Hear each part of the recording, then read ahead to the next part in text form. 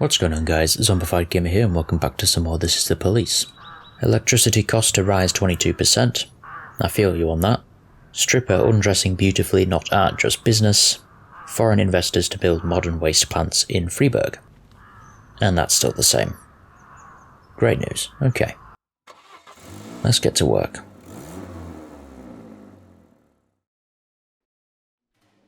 And you're too drunk, so yes. Don't care about your daughter. Oh, I can finally promote someone. It's been a while since I've had a stripe. I'll give it to this guy who's terrible, just to bring him up to standard. Okie dokie. Let's go straight to the courthouse. Oh, we can't because Beasley's not on shift. Never mind, I'll do that next time. So let's send people here instead. And there's a shooting to go to. The hospital just admitted a young woman named Judith Webb, who has a history of drug problems. The doctors treated her for an overdose, but when she came to, she broke a glass bottle filled with saline, grabbed a shard of it like a knife, and sliced the nurse's face. The guard ran in, slipped in the puddle of saline, and knocked himself unconscious. Mrs. Webb then took his gun and began to shoot the patients and the medical staff, demanding she be released immediately. Why does a guard of a hospital have a fucking gun? But she's seriously insane, so let's go get her. Off you go. More money, and I've paid my snitch his $500. Let's try and get a new detective, shall we? I think it's about time. I've got plenty of officers now. I've only ever had one request to City Hall be rejected. That's because I didn't assault people at a protest. Stephanie was going to visit a friend, but opened the wrong door and walked into an adjoining apartment, where she found a serious drug lab. They were all suspicious, according to the elderly woman, apparently smoking angel dust or glue. Somehow I think they didn't even notice me. Okay. Possibly real. I guess we'll go to it. And there's an explosion as well. A minivan exploded over by the park. We are getting a lot of conflicting information, but a passing teenager swore to God that it seemed like someone was probably firing shots inside the car. Okay, that doesn't quite sound real to me. Mr. Boyd, we are featuring the police in our next issue of Sexy Uniform. We already have some old photo shoots of models in police clothes, but we wanted to mix them up with some real cops on your staff. If the Freiburg police appeared in our magazine, it could only improve their image in the eyes of the readers. I mean, that's not necessarily true, because people could complain and ask, why are the police pissing around in a photo shoot when they should be out on the street protecting people from crime? But, you know, I'll send them anyway, and hope that no one quits to become a model or something. We have a homicide now. An unidentified woman came into the office of City Hall employee James Montague. She pulled a gun from her purse and demanded a large sum of money. According to preliminary reports, Mr. Montague refused to pay, so the woman started beating him and then shot him a dozen times. How lovely. As soon as my men are back, we will send them out again. A staggering man suddenly bursts through the door. He takes no notice of the police, pulls down his pants, and begins to take a shit right there in the hallway. I mean, actually he's taking a piss in that picture, but sure. Let's just nick him. Two unkempt girls run out of the apartment shouting, Adolf, we did it. We scored some meth. Okay. Let's pretend to be buyers. Inside there's a skinny bearded man with messy hair wearing a rubber apron. He's dancing beside a table covered in chemist flasks, while two other semi-conscious addicts quietly applaud him. This is some fucking weird shit, man. Let's just casually arrest them. I'm not doing somersaults and shit. There we go. Okay, let's go to this homicide case. Motherfucker. Chief, we feel like real stars. Can't wait to show my mum that my picture is in the magazine. Gorshkov was approached by a modelling agency and looked so good that they immediately signed a contract, then drove off in a limo. I think we just lost a colleague. Fine. At least I got $2,000 out of it, and I can replace him with someone new. Nobody in or nearby the car fired any shots. The fire and subsequent explosion were caused by a problem with the engine. Okay. Let's have a look for a new cop. Let's get Tommy Everts, who's actually better than the other guy anyway. So, easy peasy. Mr. Boyd, I'm the manager of Big Star. Manuel Tarablanca, a big star with a problem, one that I hope you can help with. Manuel woke up today in his hotel room and found a dead groupie in the bathroom. She came home with him from the club last night, and it looks like she overdosed. But I don't want my client's name all over the newspapers, not when they're likely to call him an addict, rapist, or a murderer. To keep this quiet, I need 2 reliable men who can discreetly get rid of the body. Money is no issue. Manuel just signed a contract for a new series. Bit fucked up, but sure. I hope you pay me well. Okay, they caught the killer. The crazy bitch. Chief, we wrapped the girl in a rug, carried her out, and buried her. You don't want to know the details, right? You're right, I don't. Just give me money. 20 grand, nice. Oh, really? Jack, I didn't join the police to help cover up violence against women. She overdosed. There is no violence there. God. If she chooses to take too much drugs, that's her own problem.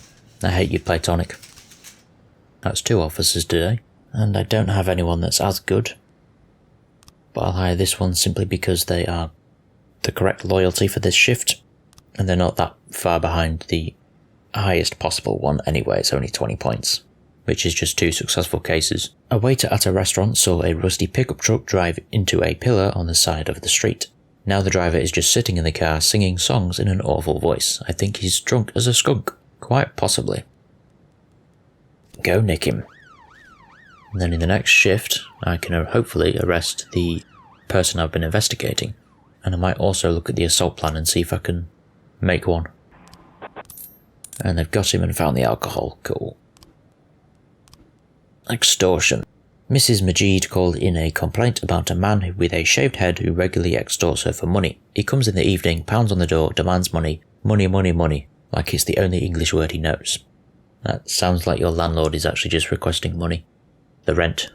That's too suspicious, I'm leaving it. Let's see if I'm right. I fucking knew it. The extortionist turned out to be the landlord, Mr. Shen, who was simply demanding that Mrs. Majid pay the rent. It seems her husband is several months behind. I'll call out all your bullshit. That should be the end of the day now, right? Yeah, easy peasy. Next shift is fine. Day 177. Doctor, equipment in the city hospital outdated.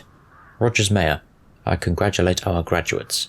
Gallery of Modern Art hosts suicidal artist Sigmund Hemmerling. Okay, that's all the same. I wish I could set up parties and stuff for my officers. Might discourage them for refusing to show up or coming in drunk. I don't care if you was up all night reading. You're drunk, you can go home.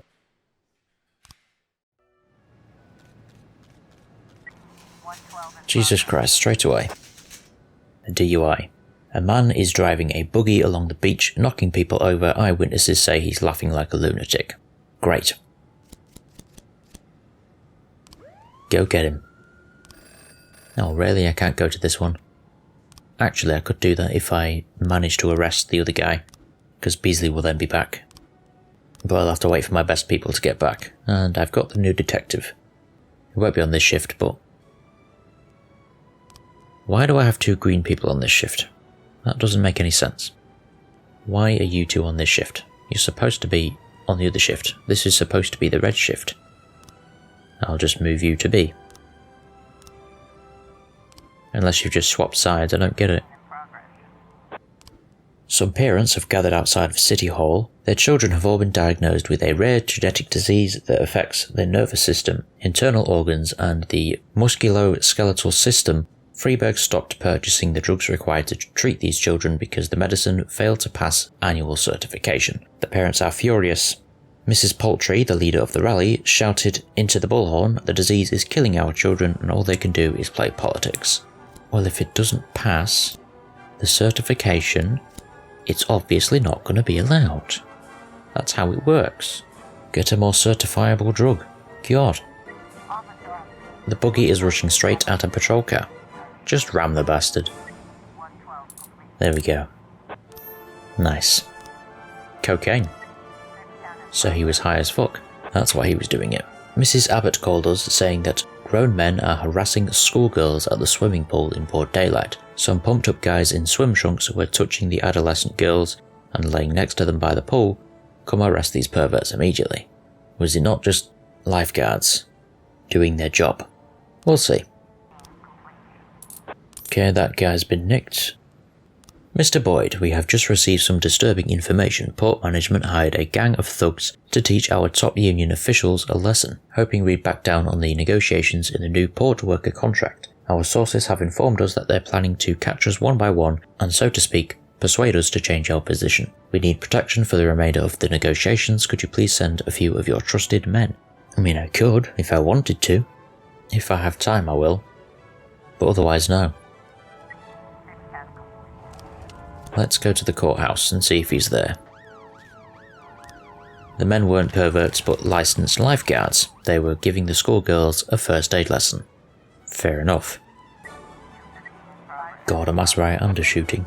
Thomas Baxter, baker at Crispy Tommy, claims that his rival Jerome Roll of the Livelihood Bakery has been spreading false rumours that Baxter spits in the pastries and mixes in hazardous chemicals. Many of his regular customers have apparently bought into the rumours and gathered outside the store, ready to deal with the unfortunate baker. There are dozens of angry people and managed to lock the door, but he won't keep them out for long, shouted Mr. Baxter over the phone.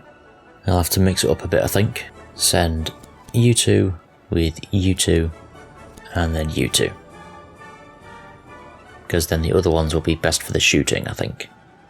Jilko Grober reports that he overheard his hysterical neighbours fighting and swears that he must have heard 4 separate voices. A short time later, shots were fired and then everything went quiet.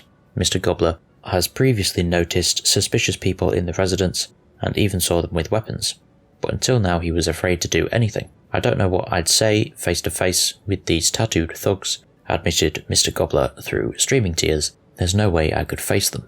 Well, you should have reported them sooner. I'll do my best with that and send everyone. Okay, hurry back. Fuck. Okay. Hurry back. So I can try take him at the dealership, maybe? Because him being crazy about donuts doesn't really mean anything. Ah shit, another call just came in. What is it? On the eve of the premiere of The Longest Finger, an anonymous caller threatened that he was going to blow up the hall with all the moviegoers inside. The theatre director said that the perpetrator had a voice like a child, and he's confident that it's a simple prank, but was nevertheless obliged to inform the police about the threat. Yes, I'm confident that it's just a prank as well. Probably just a kid. Fuck it. Oh god, not animal abuse as well. I don't have people for that. Okay, I'll have to refuse that. You didn't need anyone anyway, so that's fine. Will anyone be back for the animal abuse? Maybe. Roy's squad seems to be coming quick.